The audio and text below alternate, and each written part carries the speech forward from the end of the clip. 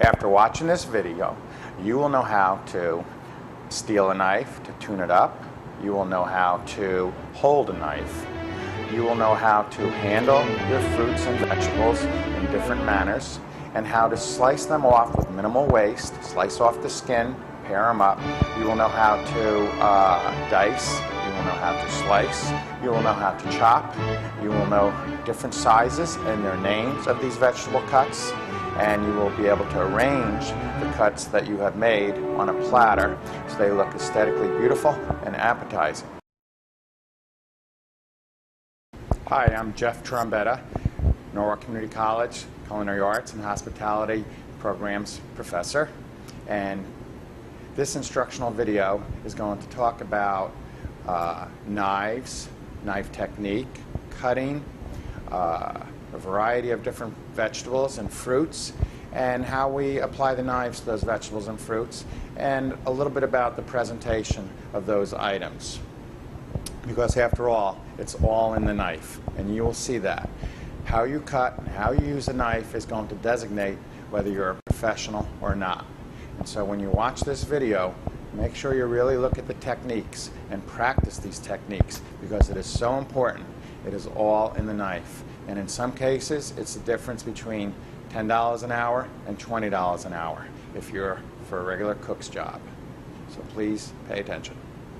So right here is the workstation where I will be demonstrating vegetable cuts, fruit cuts, different slicing techniques.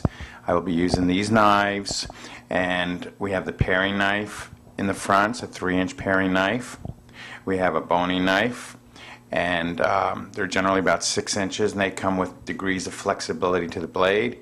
And we have a serrated French-shaped knife. It's got serrated for bread slicing and what have you. We have a chef knife, which is the real workhorse. You could chop and slice and dice, and that's a 10-inch blade. They come from 6 to 12 inches. Generally 8 to 10 is the preferred size, depending on your hand size. Then a wavy edge slicer. And this is good for paring down fruit and for slicing nice controlled portions of chicken breast and duck breast and goose breast and filet. And it's a slicing knife for meat.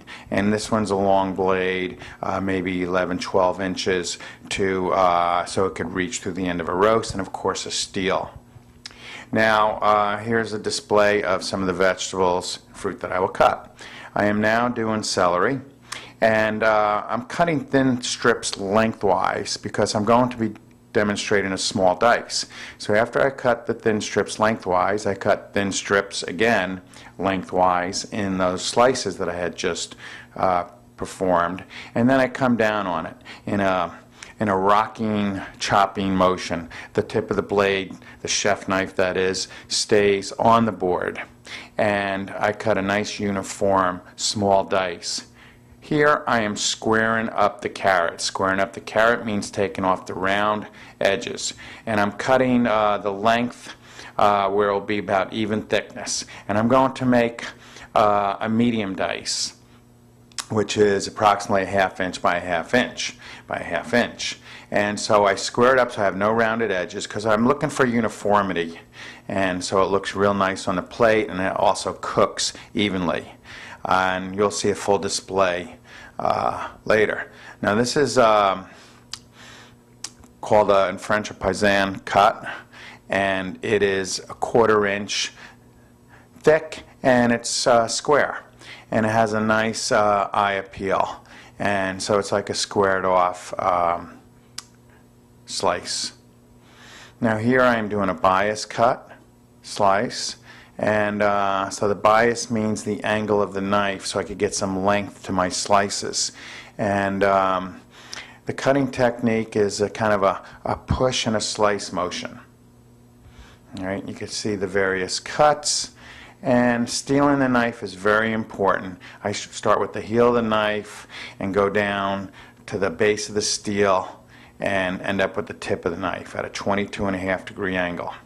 Here I am on the squared up carrot. I'm cutting about 1/8 of an inch thick slices, and I'm going to make a nice julienne. okay, about 1/8 of an inch by 1/8 of an inch by 2 to 2.5 inches. And I could stack them if they'll stay straight, and so I can make a nice even julienne. Sometimes they slide off, and then I have to go back and cut them. So there you have your julienne cut. Then I could take the julienne and cut it 1/8 of an inch thick to have 1/8 by 1/8 by 1/8, and have more of a brunoise cut. Okay, and so I'm demonstrating that. The most common technique is a rocking motion, where the tip of the blade stays on the board and you rock the